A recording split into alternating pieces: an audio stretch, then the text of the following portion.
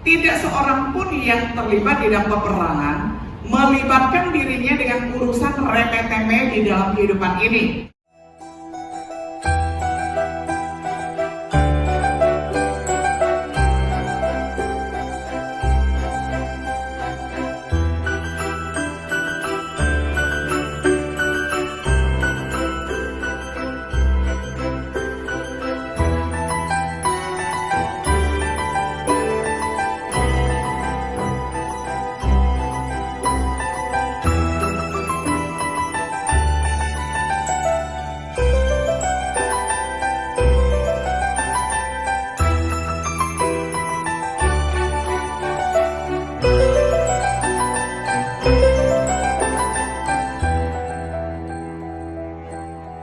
Matius 2 ayat 3 hingga ayatnya yang ke-7.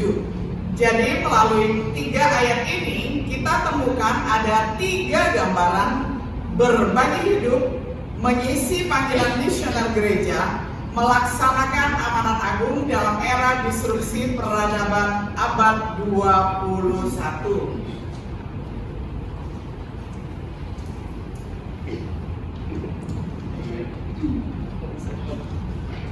Cek, ya, sudah oke ya. Pelajaran yang dapat dipetik dari gambaran ini tidak terbatas pada penginjil saja.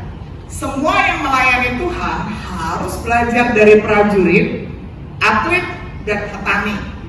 Apapun fungsi kita sebagai anggota tubuh Kristus, dengan mengingat hal ini, mari kita melihat lebih dalam ataupun lebih mendalam pada gambaran yang pertama, yakni dedikasi seorang tentara.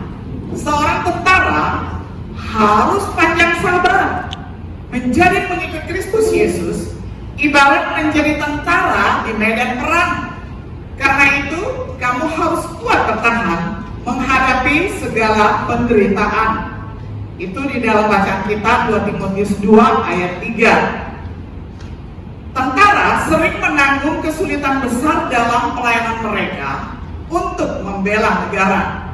Haruskah orang Kristen kurang rela menderita kesulitan di dalam panggilan pelayanannya untuk memberitakan Injil Kristus, untuk memperluas kerajaan Allah? Tentu jawabannya adalah tidak. Sungguh diberkati Allah orang-orang yang dianiaya karena hidup benar, karena mereka sudah menjadi warga kerajaan Allah. Seperti yang Tuhan Yesus katakan, kamu juga sungguh diberkati Allah kalau kamu disakiti, dihina, dan difitnah karena mengikut aku. Bersukacita dan bergembiralah, karena berkat yang besar sudah tersedia bagimu di surga.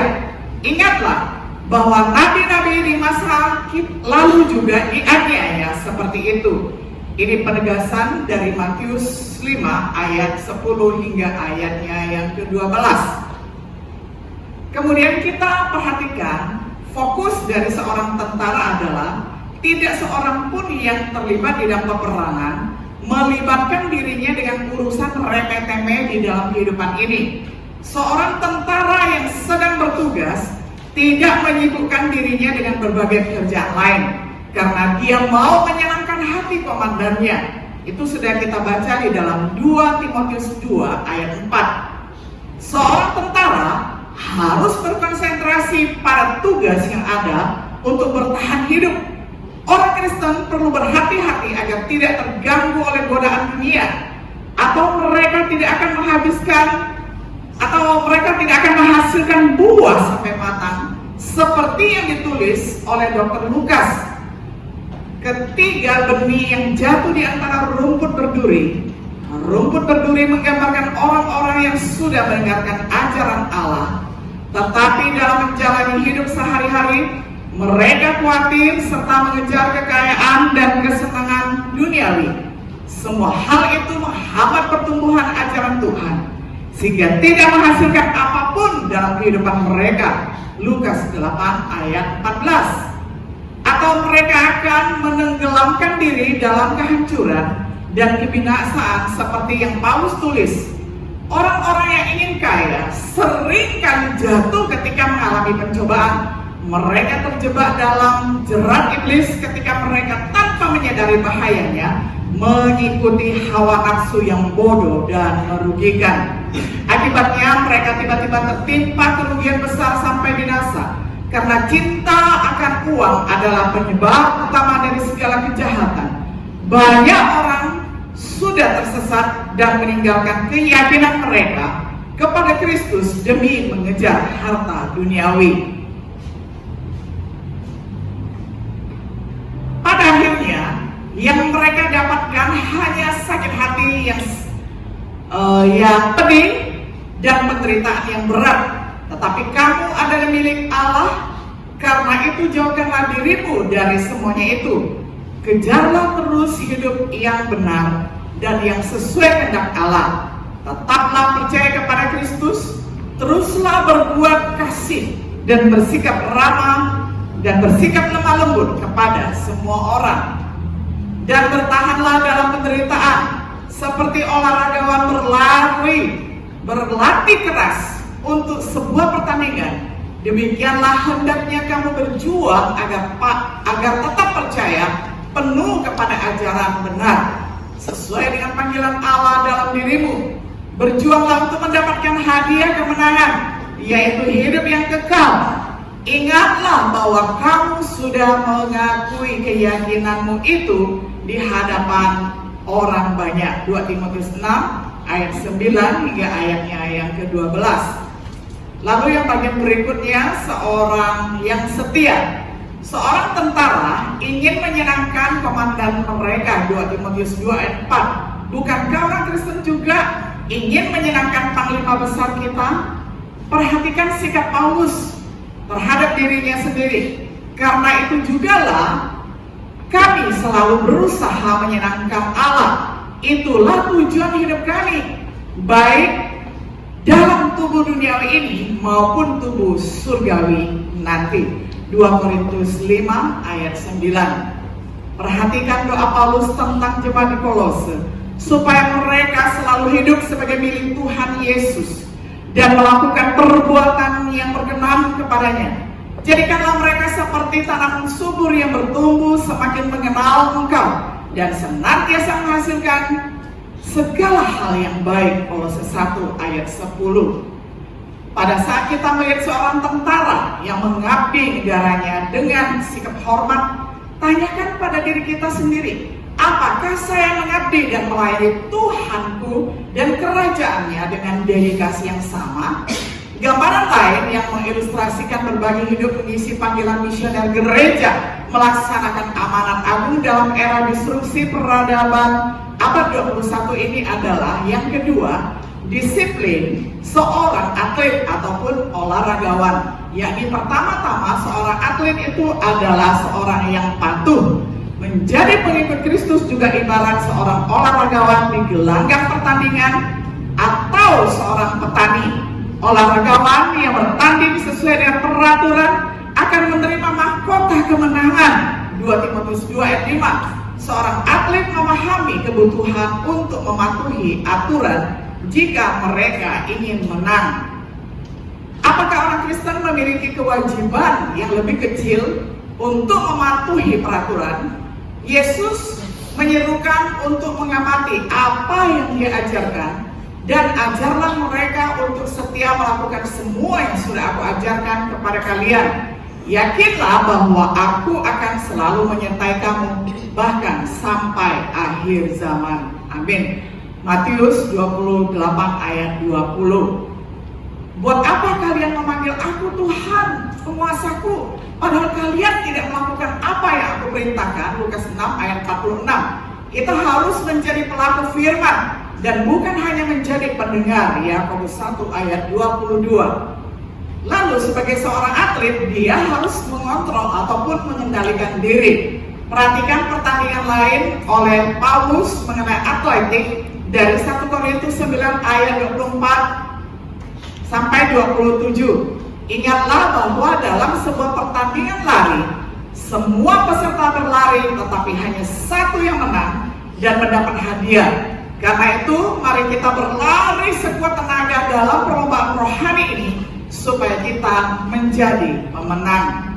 Ingatlah juga bahwa semua peserta dalam pertandingan menjalani latihan keras dan harus menguasai diri hanya untuk menerima mahkota penghargaan duniawi yang tidak tahan lama. Maka harusnya kita berjuang lebih keras lagi, sebab mahkota kita akan bertahan selamanya. Itulah sebabnya dalam perlombaan rohani ini saya berlari sekuat tenaga dengan tujuan yang pasti, atau ibarat pertandingan tinju, saya tidak memukul dengan asal-asalan tanpa sasaran. Atlet tahu bahwa kemenangan akhir membutuhkan pengendalian diri yang hebat. Haruskah orang Kristen kurang mengendalikan diri di dalam melayani Tuhan? Kita berjuang untuk memperoleh mahkota yang tidak dapat binasa. 1 Korintus 9 ayat 25.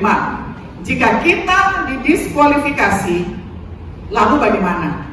Seperti olahragawan, saya berlatih diri dengan keras untuk dapat menguasai tubuh dan pikiran agar jangan sampai saya sendiri gagal setelah mengajak orang-orang lain masuk dalam perlombaan rohani ini. Inilah kata Paulus di dalam 1 Korintus 9 ayat 27. Ujilah diri kalian masing-masing dengan teliti.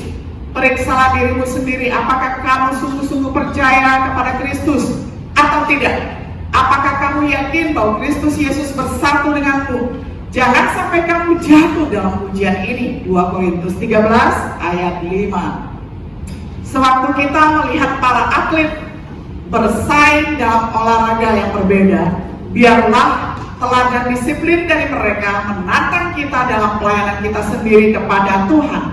Terakhir, gambaran ketiga tentang pelayanan yang setia untuk berbagi hidup mengisi panggilan misioner gereja, melaksanakan amanat agung dalam era disrupsi peradaban abad 21 adalah ketekunan seorang petani. Seorang petani, dia bekerja keras, dan petani yang bekerja keras pantas menjadi orang pertama yang menikmati hasil panennya. 2 Timotius 2 ayat 6. Menjadi petani tentu bukan pekerjaan yang mudah.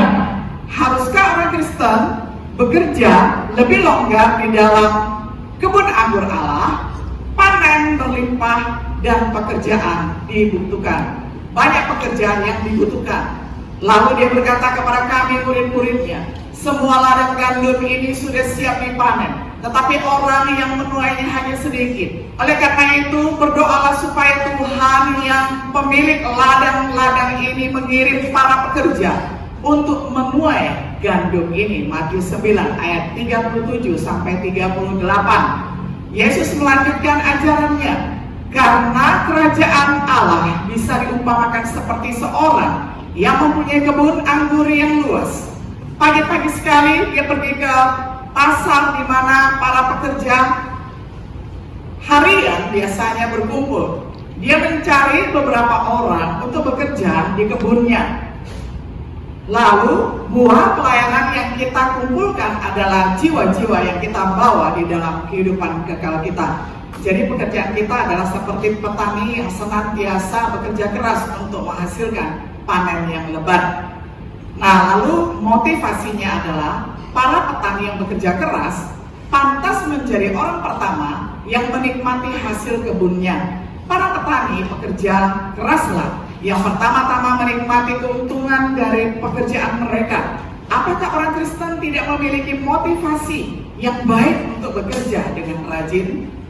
Kerja keras mereka tidak sia-sia seperti yang Paulus tulis di dalam 1 Korintus 15 ayat 58. Oleh karena itu saudara-saudara yang saya kasihi, bertahanlah, jangan biarkan apapun menggoyahkan keyakinanmu. Berikanlah dirimu sepenuhnya untuk pekerjaan pelayanan Tuhan Yesus, karena kita tahu bahwa dengan pimpinan Tuhan, apapun yang kita kerjakan tidak akan pernah sia-sia. Harapan mereka adalah hidup yang kekal dan mahkota kebenaran. Tetapi sekarang kamu sudah dibebaskan dari kuasa dosa supaya menjadi hamba Allah. Kamu hidup sebagai orang yang sudah Dia sucikan, dan kamu pasti menerima hidup yang kekal. Saudara, kalau kita membaca ayat-ayat seperti ini, bukankah ini adalah janji yang sungguh sangat indah, yang tidak pernah Tuhan abaikan dan juga tidak pernah Tuhan ingkari. Sungguh ini adalah memacu motivasi setiap diri kita untuk menjadi pekerja-pekerja keras di dalam kerajaan Allah. Kalau kita juga melihat waktu kedatangan Tuhan Yesus, itu sudah sangat dekat sekali, karena diperingatkan berkali-kali di dalam firman Tuhan, agar setiap diri kita ini senantiasa hidup seolah-olah besok Tuhan Yesus datang, supaya kita tidak menunda-nunda pekerjaan kita, tidak menunda-nunda PR ataupun tugas kita sebagai mahasiswa, ataupun apapun yang ada di hadapan kita. Kita mengingat bahwa waktu Tuhan datang itu sudah sangat dekat sekali. Jadi sebagai kesimpulan dari ketiga gambaran tentang pelayanan yang setia untuk berbagi hidup mengisi panggilan misioner gereja, melaksanakan amanat agung dalam era disrupsi peradaban abad 21 ini, kita dapat menyimpulkan bahwa seorang Kristen seharusnya berdedikasi seperti tentara, berdisiplin seperti atlet, dan bertekun seperti petani. Maukah kita belajar dari ketiga gambaran yang sudah dipaparkan ini? Kiranya setiap diri kita senantiasa terlintas bahwa ada mahkota yang kekal yang akan kita terima ketika bertemu dengan Tuhan kelak. Dan bersediakah kita bekerja memberi extra mile, yakni memberi mil yang kedua. Tuhan Yesus pernah mengatakan, apabila ada orang memaksa kamu berjalan 1 mil, berjalanlah bersama dengan dia 2 mil. Nah, ini adalah ketika misalnya seorang dosen meminta kita untuk mengerjakan 1, 2, 3, marilah kita memberi lebih daripada 1, 2, 3. Marilah kita mengerjakan misalnya 1, 2, 3 sampai 10. Itu namanya extra mile, kita bekerja keras buat Tuhan. Dan biarlah Tuhan Yesus memberkati kita semua yang ingin sharing life, yang ingin berbagi hidup, mengisi panggilan misioner seperti seorang atlet, seperti seorang tentara, dan seperti seorang petani. Mari kita berdoa. Bapa di surga, kami sudah membaca, merenungkan, mencerna, serta berjanji melakukan firman-Mu.